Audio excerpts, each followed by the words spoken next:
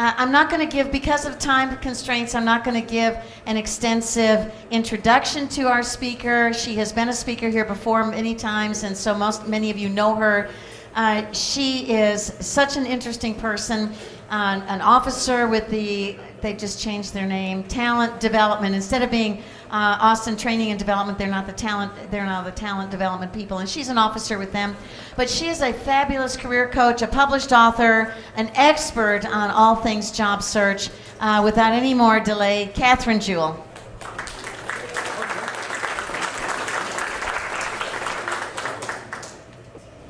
Good morning, everybody. I am thrilled to be here. I need just a little more volume. Thank you very much. I told him I was really loud, but I guess not. I have 2 handouts today, so I need some help in passing these out. And so if I could get some help up here, please. This first one is actually what's known as a one-sheet. And the one-sheet is used in the speaking industry. The reason I'm passing this out to you is that I am re-energizing my speaking career. And so I want to ask your help today to get me speaking engagements with professional associations. So the presentation I'm making today is geared towards job seekers, but I also do this same presentation, Bold Career Moves, for associations. And down here in the corner, left corner, you're going to see a list of my one-on-one coaching services. So thank you very much for thinking of me if you belong to a professional association and you're having a conference and you need a keynote speaker. So you see the title up there, it's called Bold Career Moves. And I call myself the Career Passion Coach. I've been doing that since about 2003, and I've been a full-time career coach since 1997. And that's when I met Kathy, when I first moved to Austin to start my bold new career. And so today I want to talk to you about the fact that as a career seeker, you need to be more bold. You need to be bolder. So it's hard to see this picture with the lighting, but this is a picture of zip lining in Belize. Now, how many of you have been zip lining? Yeah, okay, the brave souls here in the audience. Zip lining is a little bit like childbirth. It's thrilling, it's scary, and after you do it, you forget a lot. And so this was my second time zip lining, and my husband convinced me to do this on a cruise. And just like a lot of other scary things in life, you have to wait. So I'm in the rainforest. It's about 70 degrees, because this is January in the rainforest, 70 degrees, and I am sweating. I'm not sweating because of the humidity. I'm sweating because I am scared. I have to wait in line for 2.5 hours. And with all that gear, you know, you've got a helmet, you've got on the jumpsuit kind of gear that's going to hold your body, and you wait, and you wait, and you wait, and you're slipping in the mud, waiting to get up to a platform that is the size of your chair seat. You climb up to the top of the platform. They hook up your pulleys, and you jump. Now there's a little Belizean man there, and by the way, the Belizean people are pretty small. Americans are enormous, by the way. All you have to do is travel to realize how big we are. But anyway, so this little Belizean man who couldn't have weighed 110 pounds is there to help me and to hook up the pulleys and to push me, because there are people behind me waiting, right? So I get up to the top. By the way, there's 2 things that you hold on to. So you put your right hand, or your left hand, excuse me, here in the center, and this keeps you from spinning. And then they give you a big industrial strength glove, and you put that behind you, and that's to guide yourself or to slow yourself down. So you can actually grab the wire and choke it down and slow your descent. Now the scary thing is, if you slow your descent too much, you're going to end up in the middle of the zip line, and you are going to have to pull yourself across. Okay, I did that once because I was scared. That was my first zip lining experience. So here I am. I'm on a platform 300 feet in the air. The first zip line is 300 feet. It's the world's longest. It's across a river with rocks. Did I mention that I'm afraid of heights? I mean, this was one of the scariest things I have ever done. So I get up to the top.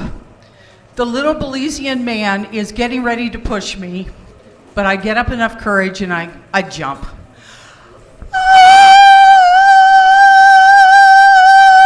Boom!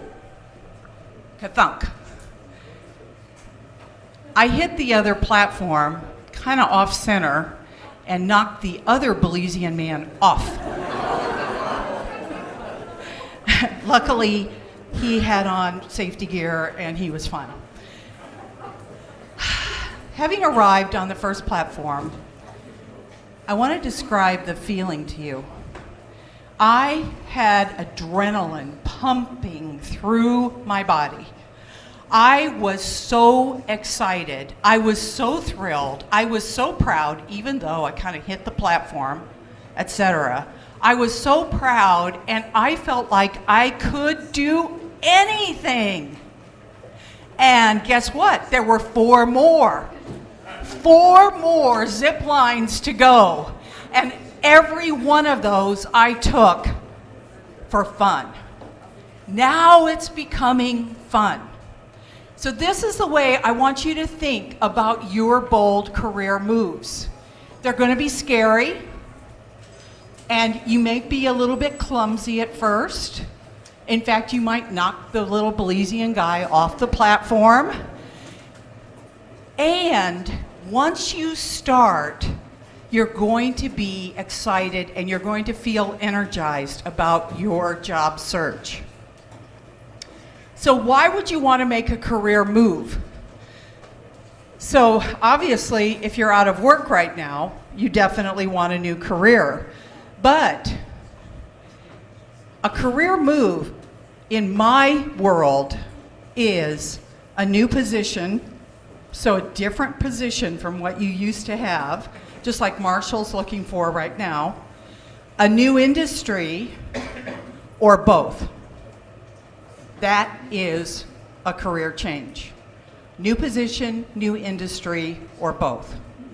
And so most of the people in this room, but just by a show of hands, how many of you are basically planning a career change? Yeah, absolutely. Because one of the good things about losing your job is that it gives you a chance to recreate yourself. So why would you do a bold career move? Number 1, you want to increase your satisfaction with your life. Number 2, you want to increase your confidence. Because if you take on something new, you're going to have more confidence than you had before. Number 3, you want to increase your income. And number 4, you want to increase the passion in your life. You want to increase the passion in your life. Well, making a bold career move is a little bit like ziplining, but I want to remind you that in your bold career moves, you have 2 supporting cables. Okay, now number 1, and think of this as the major cable that's holding your entire body. You're wearing, that suit that goes through your crotch and up and holding your entire body. Okay, That's your education, your experience, your talents, your personal qualities. That's what you take with you no matter where you go and no matter what industry, no matter what job you go into. And these are the things that no one ever takes away from you. One time, about 2.5 years ago, I lost a $60,000 contract. And it was on the day that I was supposed to turn in my available dates for the new year. And it put me in a terrible funk. And the good news is I got to feel what it's like to be fired. So I know it hurt a lot. And I remember sitting down with a lot of different people telling my sad story. Who's done that? Anybody done that? Okay. So I was telling my sad story, and I have a friend who's 89 years old. She's a kick. She says to me, Cathrine, they didn't take anything away from you. I said, yes, they did. That would have been $60,000 this year. And she said, no, that was the future. That was what you were anticipating. You have lost nothing. You are exactly the same person that you were yesterday. You have everything you had before. They took nothing away from you. And I'm like, wow, that is right. And see, in losing your job, all you lost was the future income that you were anticipating from that particular job. Otherwise, you've lost nothing. Nothing. Now, your second supporting cable, which I'm going to compare to that guide wire behind you, are your interests and what I like to call your burning coals. So let's talk about burning coals. There's a little nice graphic for you. Number one, a topic that is always interesting to you. You tend to be the expert about this in your group. So, for example, my husband used to do battery design for Dell Computer, but he became an expert in Energy Star. Does that make sense? And so this is usually a little topic where you can actually parlay that into a new career or use it to set yourself apart from other candidates. It's something that you continually research, read, and learn about it. So it's something inside you that you can't help but do. And if, let's say that your company was out on a weekend workshop and one of the speakers didn't show up, and they came up to you and they said, David, we need a 3-hour workshop this afternoon. Would you get up and do one for us? The thing that you would talk about would be your burning coal. Everybody got that? It would be the thing that you could literally, with no preparation, get up and talk about for 3 hours.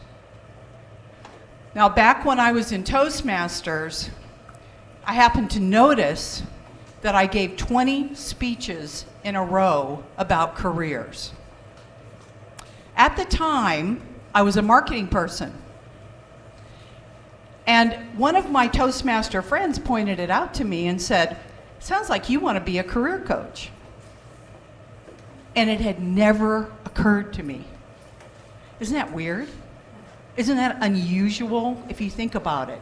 But you have a burning coal. You probably have several in your life. And so you want to find those burning coals because you've got the 2 wires, remember? You've got your experience, your education, your background. That's supporting all of you. And then you've got this little guide wire in the back that is your burning coal. And that's going to help you hone in and rifle shot into the right position. And I want to remind everybody, somebody asked me the other day, I just want a generic resume. Now, does everybody understand why that's wrong? Okay, I said, no, no, no, no, no.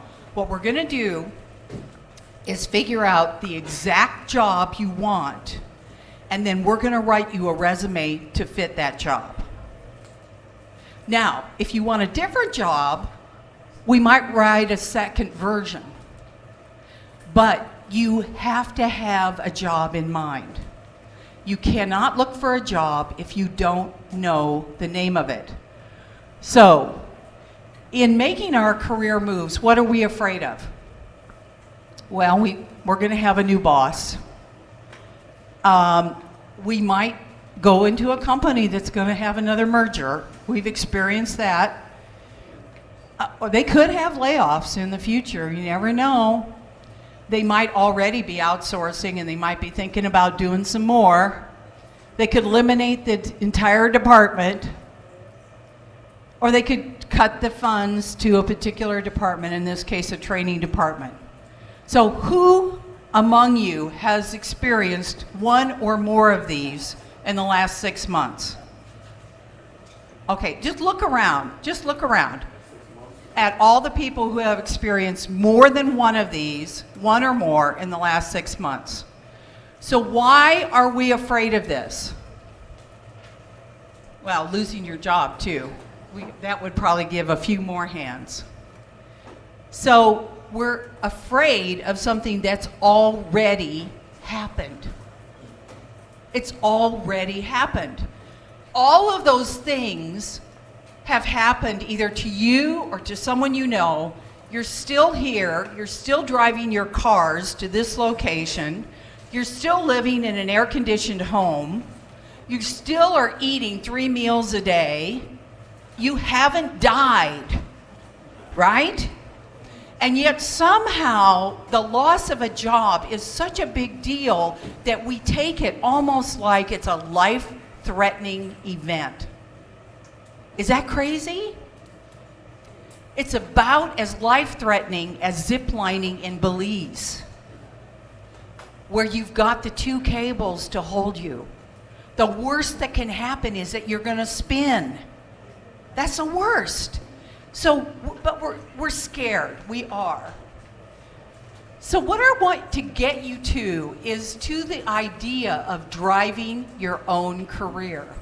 By the way, did anybody notice that the 1 is backwards? Okay, so the reason it's backwards is that the graphic actually was going the other way, and I want to see you going from left to right. You want to be moving forward, so that's why I reversed the graphic. Now, if you had a brand new, just name a really neat car. Who's got Maserati? Wow, what do those cost?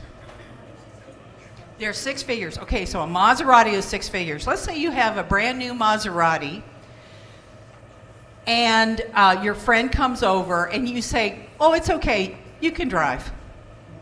You're not going to do that, are you? You're not going to let your friend drive a 6-figure car.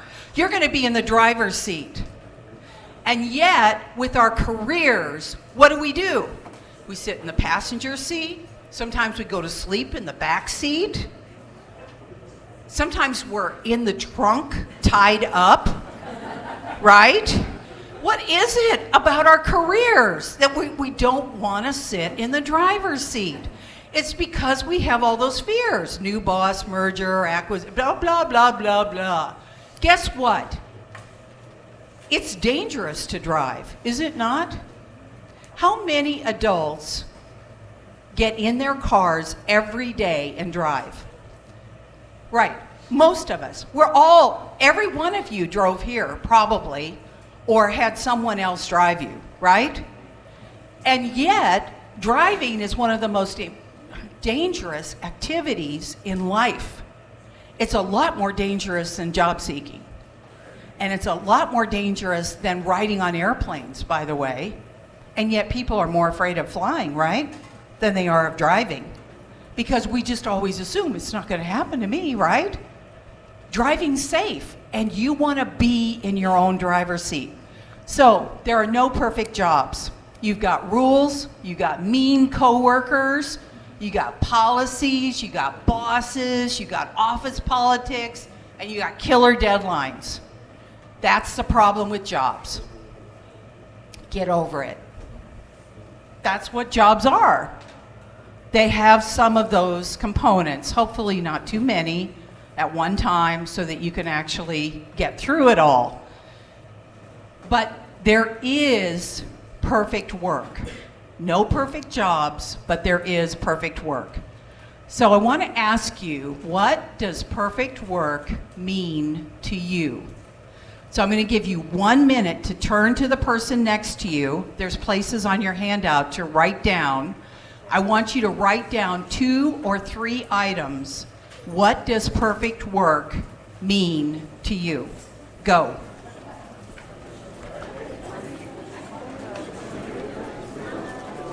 Okay, time's up. That is 1 minute. Okay, so I want to take some answers from the audience. What is perfect work? Cindy, perfect work. Creative freedom. So how many others had creative freedom on their list? Not a lot. See, so perfect work is going to be different for different people. What else? Perfect work. Yes. Fulfilling, whatever that means. Right?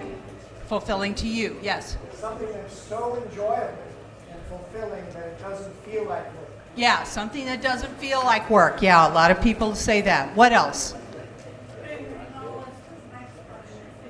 Being acknowledged as an expert. Do you see what she's looking for? How many would love to be acknowledged as an expert? Okay, that's where the burning coals come in. What else? Yes. Engaging more with people than computers. Notice that's her definition. Back there. I like to be able. Oh, I'm sorry. I like to have a job where I'm given a task and then left alone to do it and do Yes. it my way. Given a task, left alone to do it. Back there. Making a difference. Stable job. Good luck. Yeah. Getting enough money. Making you satisfied and getting enough money. Yes. Go ahead. Something that provided continuing learning. Thank you. Okay, so we got most of them.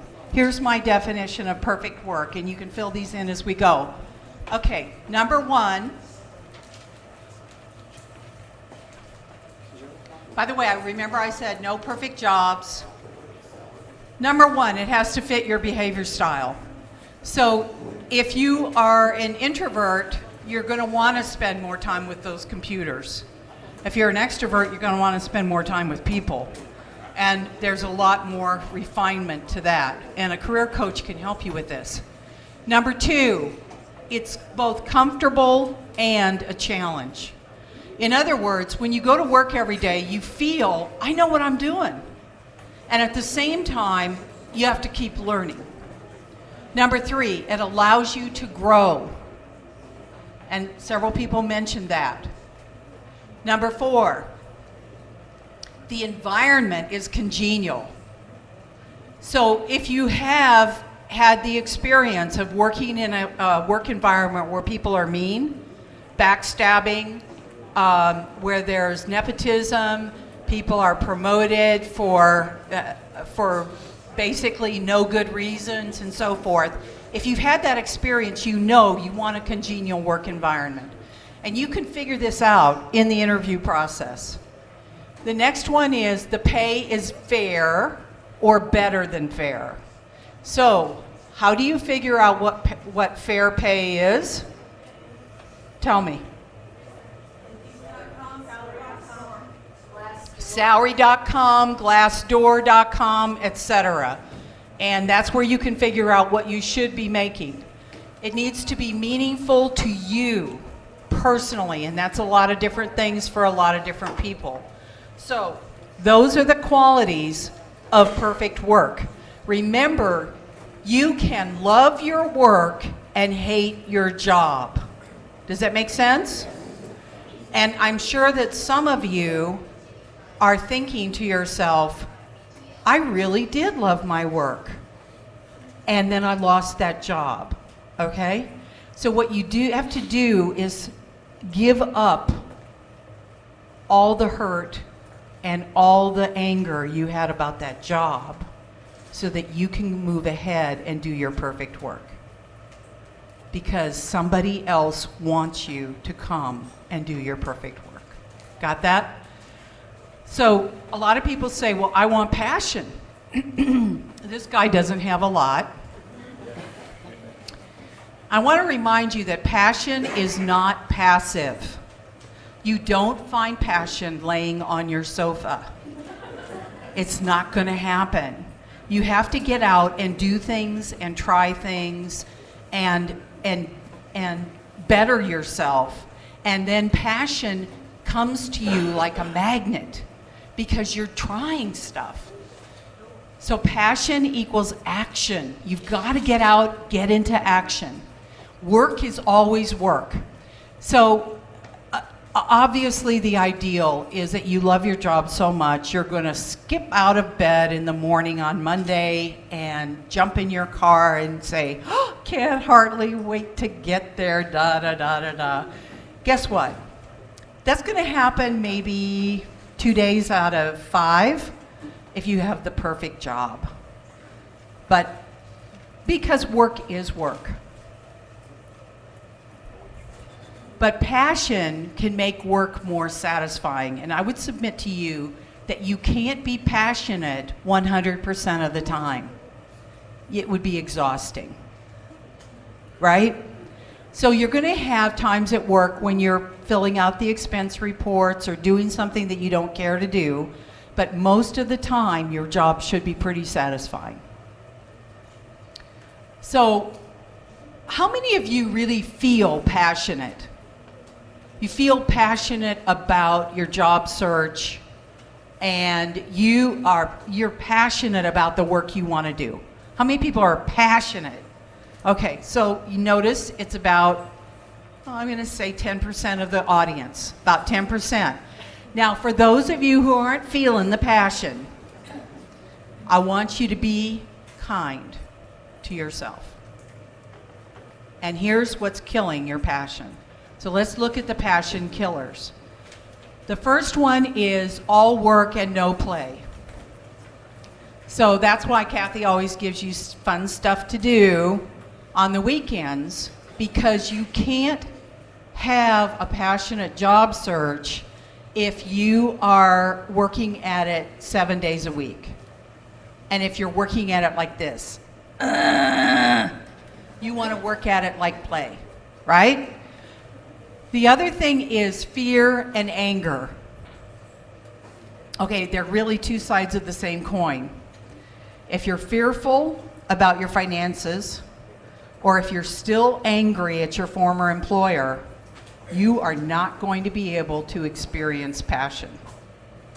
Fear and anger are the biggest passion killers. And by the way, people who do couples therapy, marriage therapy, find that the number one thing that kills passion in couples is anger. They get angry and they don't get horny anymore. Got it?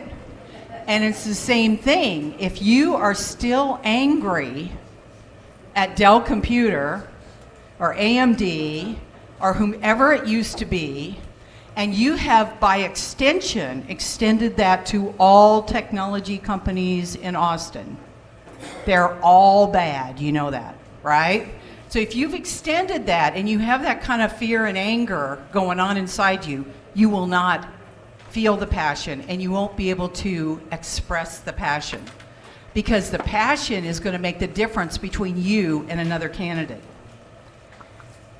Illness, even a minor illness, can take away your passion. I experienced this in January when I had my first bout of cedar fever. I was so sick, I couldn't believe it. I was like, oh, this is what everybody's been talking about. I feel crummy. And guess what? I didn't get a lot of work done for about 2 weeks because I felt so bad. And there were a lot of business decisions I just couldn't make. I told salespeople, call me in 2 weeks when I get better, because I'm not going to make this decision feeling like this. Family drama. Can anybody relate? Okay, so if you have a son or daughter going through a divorce, if you're going through a divorce, if you have child custody things, if you have all that going on, it's hard to feel passion. And so give yourself a break and try to get over that hump, get that handled as much as you can, and move on. No time for you. How many people in the audience meditate? Oh my goodness, we got quite a few. We got about 10%, maybe 15%.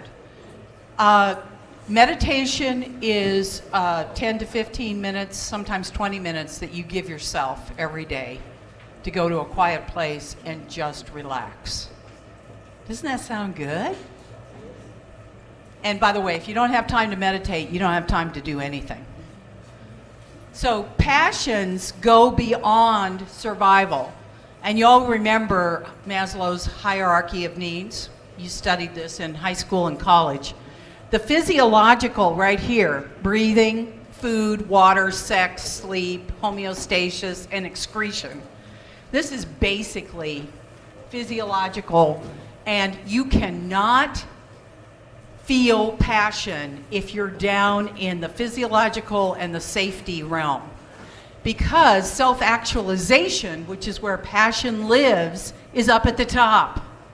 So you got to get these things handled. And that's why Kathy recommends to so many of you that you have a survival job.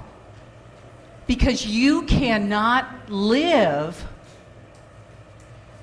in passion if you are worried about your safety. Personal, financial, and so forth. You just can't be there. And as I said before, passion is going to make the difference between you and another candidate. So how do you get back passion? Well, you got to deal with the fear and anger. I suggest you journal.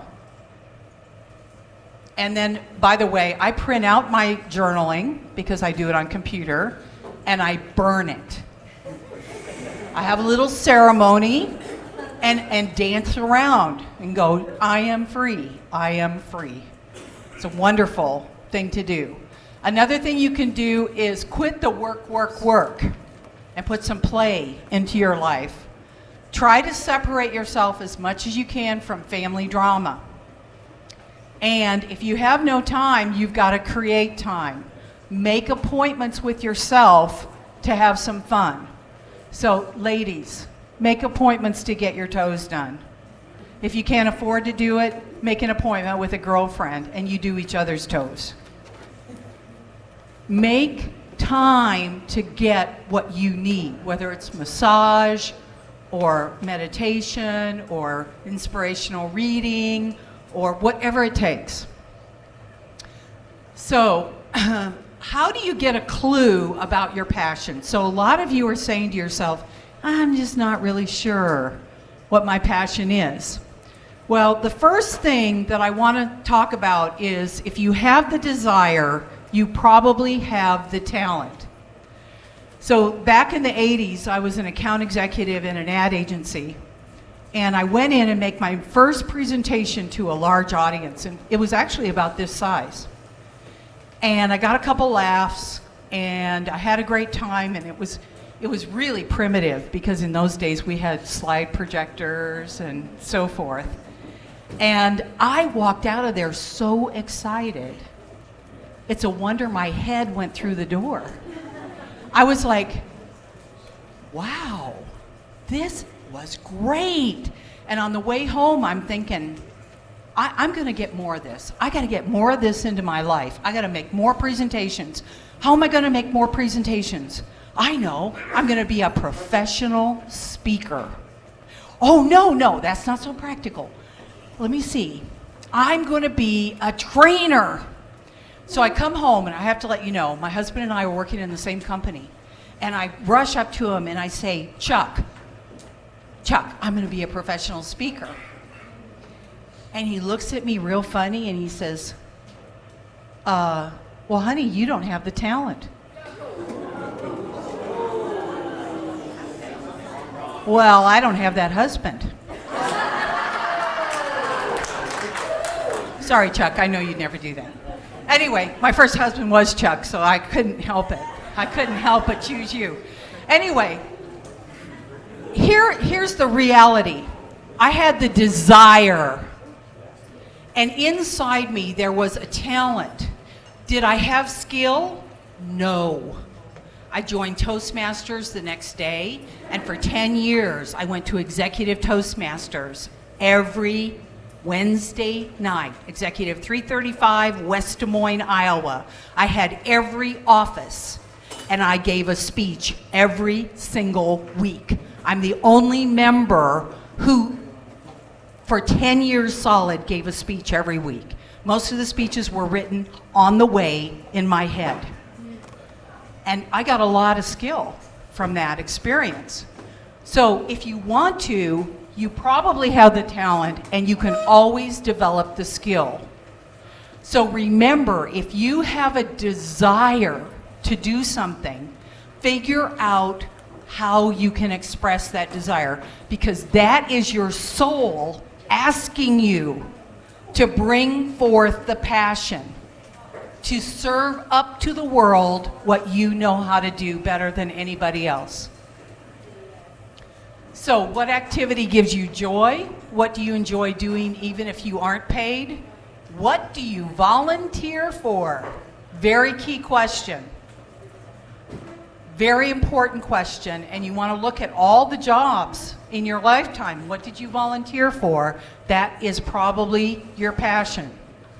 And then finally, what do you see that needs doing that you can't help but do? So a lot of people have told me I'm drawn to messes because I'm an organizer. And I said, great, because there's a lot of companies out there in a mess. We just need to find you the right kind of mess to clean up, right?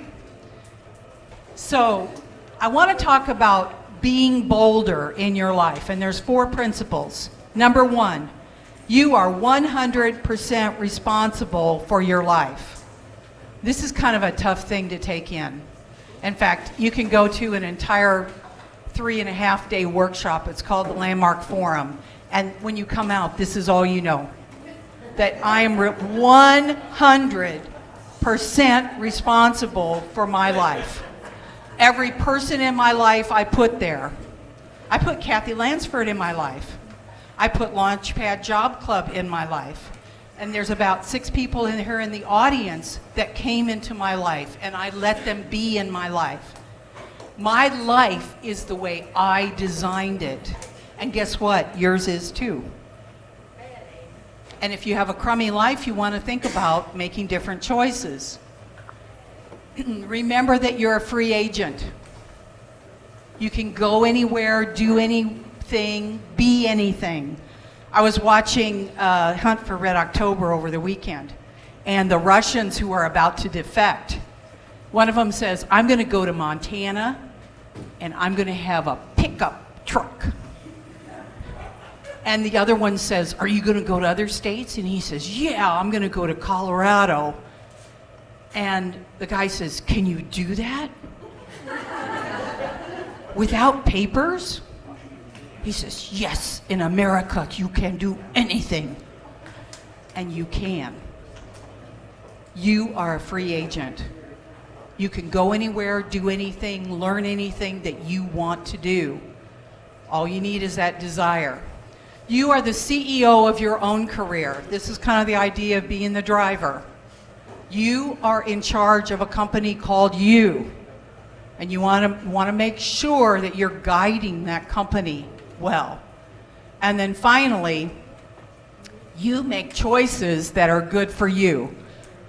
So you don't take jobs because your wife thinks you should, or because your neighbor said it was a good company.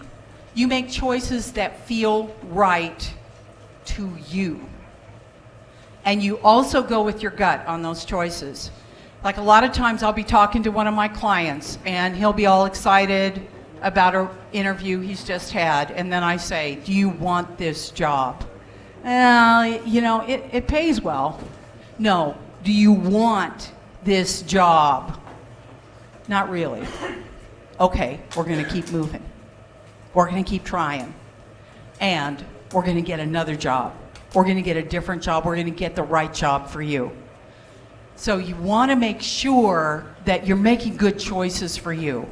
And make good choices in your personal life.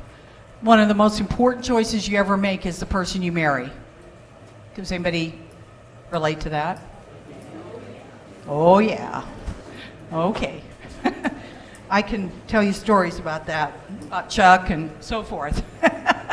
Anyway, been there, done that, and I have the t-shirt. So you want to make good choices for you, and you want to trust your gut on that. So what I want you to do now, we don't have a lot of time, so what I'm going to ask you to do, oh yes, we have enough time. Do we? How much more time do we have? Quarter till. So we got 15 more minutes.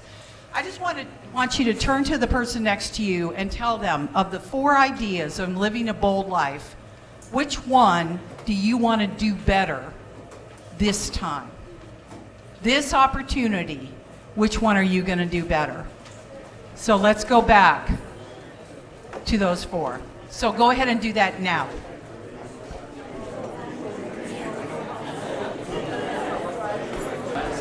So I just want to take a little survey. If you only had to pick one, and so raise your hand only once. How many people would say, I'm 100% responsible for my life?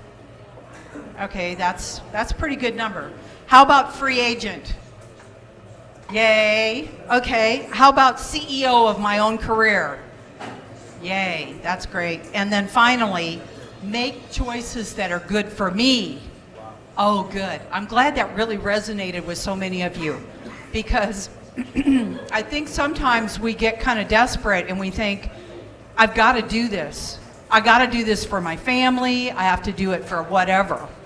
And we haven't really looked at all the other options. And for example, right now, I have a client whose wife is a pastor, and she moves every 3 years. And he needs a new job because he hates his job teaching high school. And so he's just finishing up the year, and he's going to try to get a job in financial services, probably as a wholesaler of insurance policies, where he goes around and teaches other agents how to sell a certain kind of policy. And he's a very honest man, full of integrity. And he says, now when I do my job interview, I'm going to have to tell him that I can only stay with the company for 2 years because my wife's going to be transferred again. And I said, do not say that. I said, do not say that. If you say that, you will not win the job. You have to do what's good for you. And he says, well, I think in all honesty, I need to. I said, no. In all honesty, you need to make some choices that work for you. Right? Because in 2 years, who knows? Who knows what could happen in 2 years? The average job only lasts 2 years anyway. He says, but I really want to find a job that I can retire into. I said, good luck. Good luck. Let's make choices that are good for you. And I said, and I said, you know, you might have to go to San Antonio because USAA is there, and you could work for them because he has worked for them before. And he says, well, that's too far a commute. And my wife and I agreed, no commuting. And I said, how about getting an apartment in San Antonio? He goes, oh, I couldn't do that. Why not? Why not? You see, people get so hung up about all the rules they have in their life that they can't open their mind to a new possibility. So you want to make sure that you're making good choices for you. Now let's look at, actually, she's married to Chuck. Yeah. There we go. Now, I want to talk about some bold career moves, and I've got a list of them, and they're here, they're on your handout. So I'm just going to elaborate a little bit. And by the way, these are not the only bold career moves in job seeking. They're just 14 that I've happened to think of lately. Okay? Now, the first one is kind of scary. Do a telephone campaign. How many of you are like, yeah, I'm going to do that? Okay, so there's one person who's crazy in that row. I don't know, but let me tell you about this. Here's the weird thing about life today, is that people have gone to online applications and sending your resume into other people to have them forwarded. You're handing your resume in at fairs, blah, blah, blah, blah, blah. Nobody's using the phone anymore. So this is an idea given to me by Ken Kuznia. And have you heard Ken Kuznia yet? He's amazing. He is dig your work. But he suggests that you actually do a telephone campaign for your new job. Think about it. So here's how you do it. First, you prepare a 30-second commercial about who you are, and I would type it up, and I would practice it. Then you create a list of potential managers.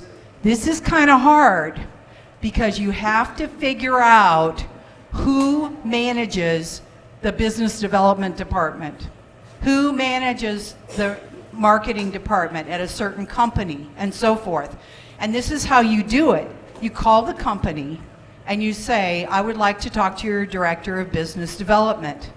9 times out of 10, they will say, I'm sorry, he's not in. Well, could you give me his name spelling, because I want to make sure I have it right. Then they give you the name. It's really easy to do. Takes a while. Sometimes you can actually find the names on the website too. Now, you call at 7:30 a.m. Can anybody tell me why? No, the executives are there. They haven't started their day yet. They're there getting organized. The other thing is you call at 5:30 because they're still there. Now, if you don't get them, then you leave a message with your 30-second commercial and you say, I am available for immediate hire. How about that? At any one point in time, managers are ticked off at 20% of their staff. So you are going to call them, you're going to tell them what your skills are, and you say, I'm available for immediate hire. If you're interested, give your name and phone number. And I want to tell you, this works. I had a client who's in technology. He was 6 months looking, and I begged him. I said, please do a telephone campaign. He made 4 calls, he got 4 interviews, and he got 2 job offers.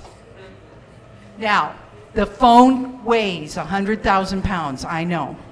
But I'm going to ask you to put it up to your ear and actually consider this crazy idea, because nobody's doing it. Number 2, I want you to network into a specific company. Stalk a company that you want to work for. Now, I'm going to suggest that you don't go for Apple because everybody's stalking Apple right now. But you want to pick a company that you really, really want to work for, and you want to network your way into that specific company. Now, a great thing is LinkedIn is going to give you all the people in your network who already work there, and you're going to send them an email and say, I want to work for your company. Do you know of any openings in the X department? And that individual, if they forward your resume, they're going to get a spiff. They're going to get between $1,500 and $3,000 for proposing you. And they don't even have to know you, because it's not that big a deal to forward a name and say, this person looks pretty sharp. The other thing is make inside friends and convince them to forward your resume. with a recommendation. Kind of the same idea expanded. The next one is, when you approach a company, approach them 3 ways. Now, the first way is with an individual where you give them your resume because you want them to get credit for bringing you in. Now, after you let 2 or 3 days go by, you want to apply officially on the website, and the same day connect with their recruiter. So you're going to go to LinkedIn, you're going to look up recruiter and the name of the company. You can do an advanced search. The names of recruiters will pop up. You're going to send them an email or an in-mail and say, I've just applied for X job and I would love to talk to you. My phone number is. Remember, always be giving your phone number, because you want people to pick up the phone and call you. Start your own LinkedIn group. If you can't find a group that is about your burning coal, create your own. And you can also use this as your current job. You are president and CEO of your LinkedIn group, whatever it happens to be. And you can start discussions, get to know people in your field. Another thing you can do, and this is crazy, show up in person. Now, my nephew has done this a number of times and he's gotten jobs every single time. He gets dressed up in his suit, he has 3 or 4 resumes, and then he calls people and says, I happen to be in the neighborhood, would you mind if I drop a resume by? And the person will say, I've got business meetings, blah, blah, blah. And he says, no, it's okay, I'm just gonna drop my resume by. And then he shows up and he asks the person at the front desk, he says, I just want to hand deliver this to X, to this person. 9 times out of 10, they come out. Now, one time I did that at Dell. I happened to be dating a salesperson at the time. And I really wanted to be picked as a trainer for the quality assurance department at Dell. And I had already submitted my resume and I wasn't getting any response and so forth. And he said, Cathrine, the most powerful thing you can do as a salesperson is show up. I went there and I asked for the person. He was between meetings. He came out and spent 30 seconds with me. One time I sat down and I added up. For showing up, I made $45,000 from that engagement because I showed up. So when you get a chance to go to job fairs, when you get a chance to meet people face to face, show up. Now, another thing you can do, and I'm sure you've already thought of this, is present yourself as a consultant. So create a consultancy business. It's not hard to do, just name it. Tim, what's your last name? Carwheel? So Tim is going to create a consultancy called Carwheel Consulting, and he is going to present himself as a consultant and what he knows how to do. You begin to make sales calls, and they may say to you, you know what? We actually have a position open for someone like that. Oh, really? Well, I don't know if I'd be interested because I have this consulting group, but I might be willing to look at that. Yeah. Create a job and write a proposal. So you're going to create your own job. So right now I'm working with an executive at IBM, and he is thinking about a change, and he believes that companies should be working on cloud, analytics, mobile, and social media. He calls it CAMS. Anybody heard of CAMS? I had never heard of it myself. Okay, so I said to him, by the way, he makes a lot of money, and I said, what you need to do is go to a startup and present yourself as their new vice president of CAMS. And he said, well, that position doesn't exist. I said, not yet. But you can do it, and that's what your burning coals are. Let's go create your own position. So if you see a need in a company create a position, write a job description. You got all those descriptions on the web to help you figure out how to get it done. Write a job description and go in and propose a job. And they may say to you, well, you know, we actually have this other job over here. Oh, darn. Oh, darn. Accelerate your LinkedIn presence. I want you there half an hour a day, making connections and sending emails to people that you know. I want you writing recommendations.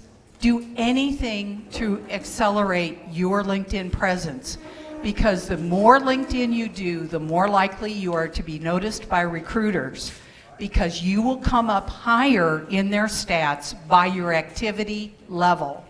Not only by what you have on your summary, but by your activity level. And guess what? 34% of people on LinkedIn are recruiters. So 1/3 of the people on LinkedIn are looking for talent. So get in there and really accelerate it. And then if you get approached by a recruiter, even if it's a job that you can't possibly do, what I want you to say is, thank you so much for calling me. Let me think about it, and I will give you some good candidate names. And then you're going to get their information, and you're going to help them. And by the way, don't ask them about your particular job, because if they were looking for your job, then they would have asked you about that. Because recruiters are in a big hurry to fill 3 or 4 or 5 different jobs. And so you want to help them out so that they come back to you.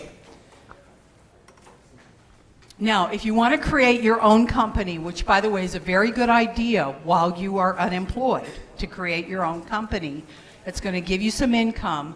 You want to create a brand outside your job. And you're going to do that by participating in a professional association, by building your LinkedIn presence to conform to that job, and finally, by tweeting. So, you know, you want to get on Twitter and establish an identity as a professional, and then follow people professionally. Now, if you've been using Twitter to talk about what you ate for lunch, then what you need to do is create a new identity that is a professional identity and have 2 Twitter accounts. Also, to create your own company, you want to take a leadership position in a professional association. One of my clients became a vice president of ASTD, and 2 months later she had a job. She lost that job, and 30 days later, she had another job. Both of them from ASTD. You can start a side business, obviously, that can go on beyond getting your new job. And this one, I think, is so important. Network as if your income depends on it. Don't do it half-heartedly. Do it like salespeople do it. Collect people like you would collect coins in a purse. Really be thinking about every single person that you meet can help you. So you want to speak and write or train on your hot coal, blog or tweet on your hot coal. You can get a new degree or certification, and that you learned about with consultingsolutions.net. And believe it or not, you can become a worldwide expert. So going back to my husband, he became a worldwide expert in data center efficiency. And that's what got him his new job. It took about 4 years and sitting on some committees and doing a heck of a lot of research, a lot of writing, but he became a worldwide expert. And you can do it too if you have a hot coal. So all you techies out there, be thinking about that. And then, so how do you get ideas from other people's careers? You want to ask someone who's been there, and that's how you get uncommon wisdom. So you want to shop for your new jobs, and I'm going over time, but not much. So I want to talk about this. Is everybody aware of mynextmove.org? For those of you who aren't, This is the best government website on the planet. You cannot look for a new job if you don't know the name of it. So you want to shop for a new job at mynextmove.org. This is what the cover looks like. And you put keywords in here, and it will give you a number of careers. And then you choose one, and look what you get. This is for training and development specialist, and it's also called corporate training specialist, job training specialist, management development specialist. So it's going to give you the titles. So Marshall, if you're still here, what you want to do is go into healthcare, find the jobs, titles that you can take on, because you can't look for a job if you don't know the name. You can't put something into Indeed if you don't know what job you're looking for. So this is going to allow you to spread your wings and get into a new job. So how do you begin? I want you to have 3 career conversations a week. What does that mean? It's an information interview. Ask people about, and you're gathering information about 3 things: jobs, companies, and industries. That is the purpose of an information interview. And the other purpose is to make the other person feel important. So you're talking to them about their career to see if you can learn any lessons from them. And this is how it works. If you have 3 conversations, I promise you it will lead you to 39 ideas. 3 conversations. So this is what happens. Each of the 3 people are going to give you at least 3 good ideas. And they may give you the names of other people to talk to. And then you are going to talk to the 3 that each of those 3 give you, and then each of those is going to give you 3 more. So this is 39 contacts, and it all starts with 3 people. And you can start with people that you know.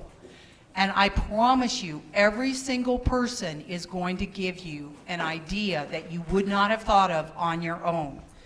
And with 39 ideas, you will have a new job. So would you make a commitment to have 3 conversations and then follow up on those 3 conversations? You want to commit about 3 hours a week, and you're going to have to commit to lunches, evenings, and probably Saturdays, because you're going to be talking to people who have a full-time job. You can do this on the phone. In person is better. So what I'd like you to do before you leave here is to choose 2 or 3 bold career moves, either in the job seeking column or the creating your own company column, that you are willing to take on. And I always say, do the ones that appeal to you, that you can easily do. Don't make this hard. Make it easy, make it fun. Choose ones that you really are going to feel comfortable doing. And I promise you, if you do those, you're going to get some results. And so who can help you? Who can you do these information interviews with? Number 1, the person sitting next to you here at the Launchpad Job Club. Start here with the people who are here. They're brilliant. Everybody in this room has all kinds of career knowledge. Go back to your coworkers from your former jobs. Clients. Clients are sometimes the best resource for new jobs because they're in the same industry or in a side industry. So think about the people that you used to serve. Actually, they owe you because you were giving them all that great service all that time. Think about vendors to the company. They really owe you because you were giving them money back when you were in a position to buy services. Think about your neighbors because they make approximately the same amount of money as you make, and they tend to have the same type of jobs. And then think about family members. If you are over 40, think about nieces and nephews who are brand new in their careers, working at PayPal and Google and Apple and so forth. They can be a great help to you. And then finally, think about classmates. And the last one on the list is service providers. If you go to a chiropractor twice a month, he owes you. He owes you some ideas. So be talking to everyone about jobs. Don't be ashamed. Go out there and make the connections. So thank you very much. I've really enjoyed doing this. And be bolder in your career moves.